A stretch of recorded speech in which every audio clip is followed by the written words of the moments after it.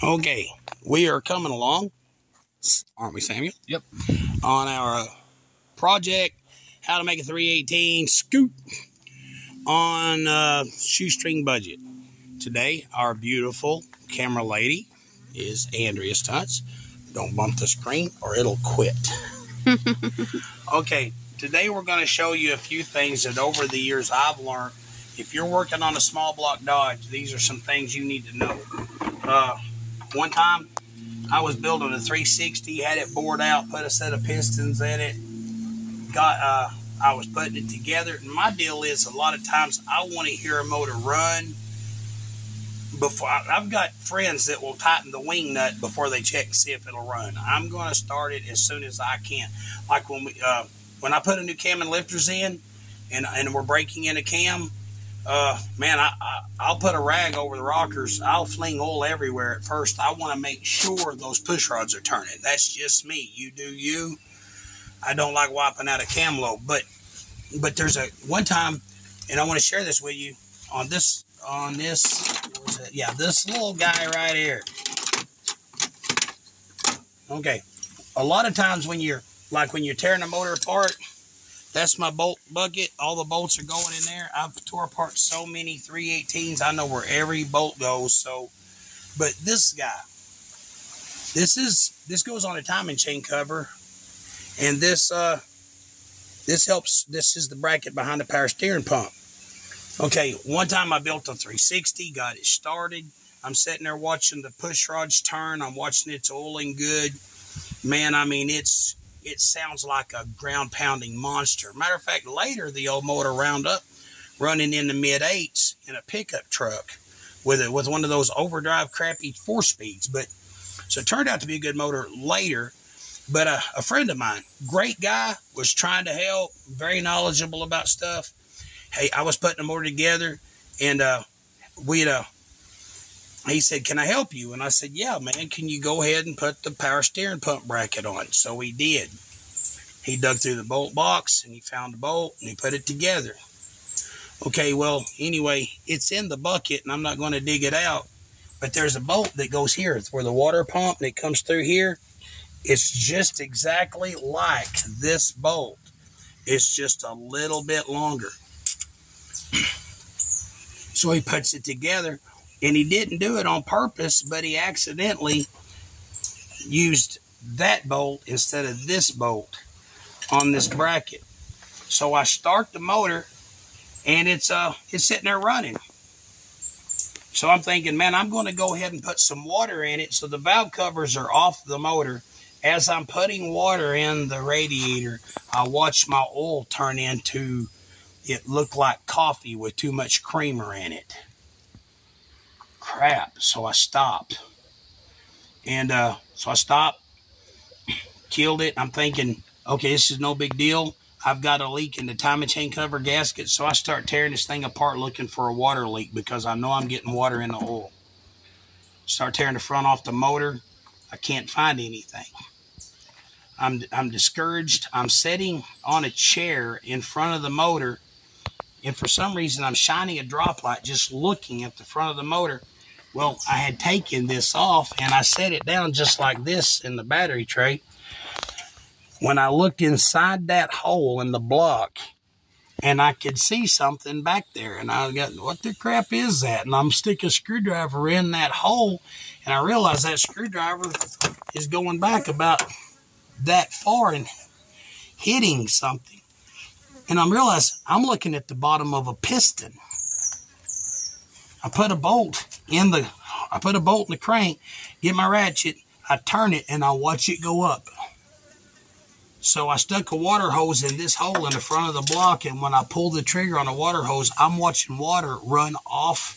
Because, you know, on this Mopar, when you take this timing chain cover off, you can look inside the bottom of the oil pan. I'm sitting there watching water run off the rod. What had happened was is that bolt, being a 1/4 inch too long, went through and hit the cylinder, and when it stopped, instead of him stopping, he just went ahead and tightened it up and busted a hole in the bottom of the cylinder, letting the water run into the oil. So I took the motor out, took it apart, took it back up, had that still. I had too much money in it, and I'm not big on getting stuff sleeved, but I had like $3,500 tied up in the motor. So I went up, got it sleeved, put it back together, and motor ran, drove it for years. Matter of fact, it was a good motor when I gave it away. I gave it to a buddy of mine. His son was building a race car, and I said, it's a good motor, so I gave it to him. So anyway, there's a lot of things, like as you're taking these things apart, sure, throw your bolts in the bolt bucket, but there's certain things that you need to keep certain bolts with things. That maybe made me gun shy, but that's just a lesson I've learned. That's a mistake that I made that you don't have to make. Second of all, we're putting a different set of heads. Go ahead and look in here. We're putting a different set of heads on the motor. These heads are fine, but they're just stock 318 heads. In 1985, if you want to get a little more power and a little better gas mileage, and I've done this, I had a Dodge truck one time with a 318 that had it froze, and this is how I learned this.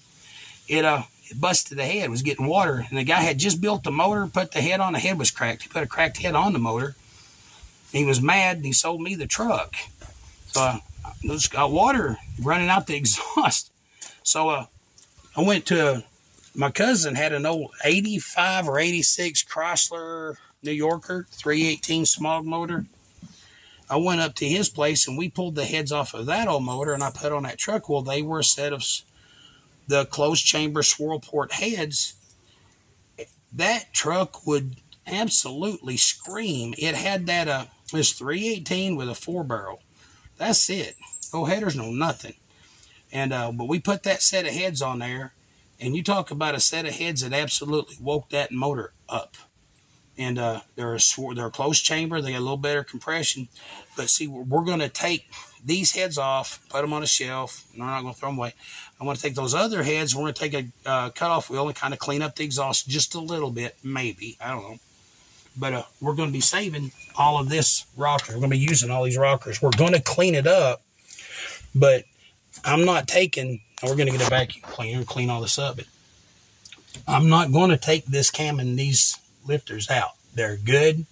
With the cam failure everybody's having, I can look in here, and every one of these lobes I've inspected still has the gray casting on most of the lobe. The lifters all look good. These things have specific wear patterns. What I'm going to do is that valve cover come off this side, this valve cover come off this side. So when I take this rocker shaft off, it's going to go in this rocker on the driver's side of the car.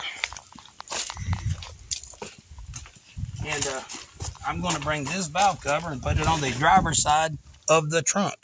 So when we put it together, I know what rocker shaft goes on what side. We're going to take brake cleaner and clean the rockers up. And this is something else you have to do. Get a shoebox and put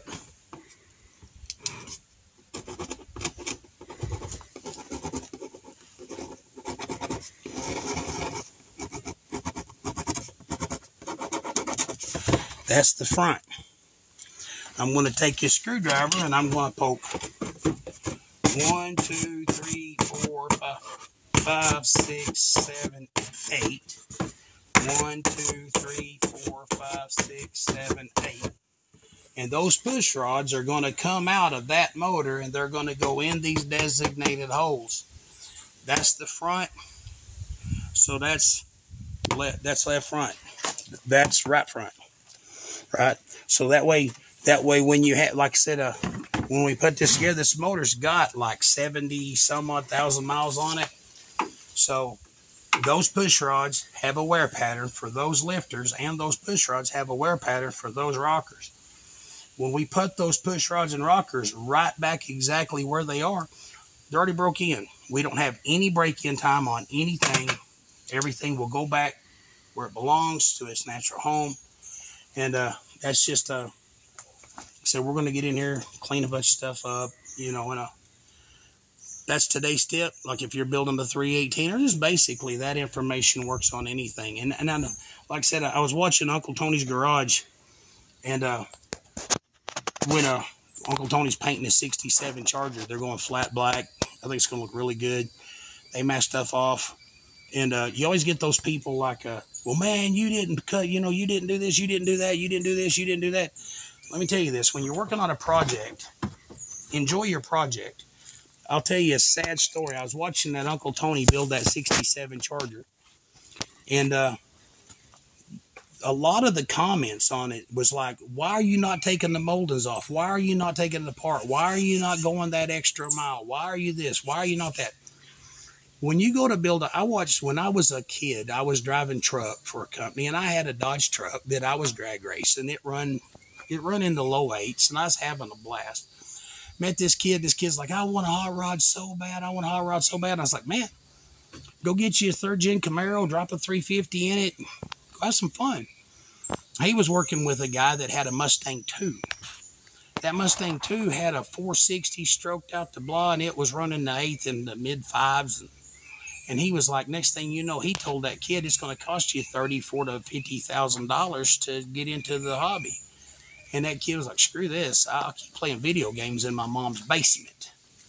So he never got into the hot rodding deal. And when you get people that always want to criticize you for not going that extra mile, I had a 72 Satellite one time. I pulled it into the shop. Had a 72 Plymouth Satellite with a 444 barrel. It was a fun car. It wasn't super fast. It ran okay. But it was jacked up with 50s and a wing spoiler, and it got all kinds of attention. And one day I pulled it into the shop to put a motor mount in it. And by the time I got through taking it apart to go that extra step, the next thing you know, life happened. I got busy. And that car's sitting in the back behind the shop right now, just totally disassembled. And I'll probably never get it put back together.